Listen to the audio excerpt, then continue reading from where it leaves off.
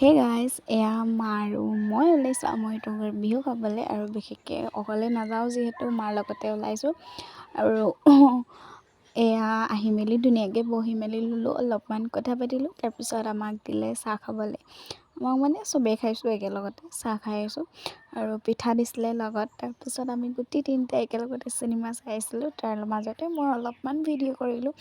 আৰু এয়া মোক চিপছ দিলে, তাহাঁতকো দিছিলোঁ, নাখাওঁ বুলি ক'লে যিহেতু অকলেই খাই থৈ দিলোঁ আৰু তাৰপিছত এনেকেই আৰু আমি চিনেমা চাই থাকোঁতে ভাতো খাবলৈ হৈ গ'ল। ভাতৰ লগত আছিলে মাছ, নিৰামিষ ভাজি, দাইল তেনেকৈ।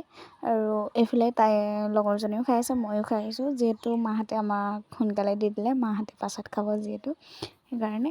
আৰু ভইচ দি থাকোঁতে পাছফালে বহুত মাত আহি আছে, সেই মাতবোৰ ইগন'ৰ কৰিব দেই। আৰু আজিলৈ মোৰ ভিডিঅ'টো ইমানেই আছিলে। যদি ভাল লাগিলে তেনেহ'লে like, comment, share and subscribe কৰিব। নেক্সট এটা মিনি ব্লগৰ লগ পাই আছোঁ। Bye bye.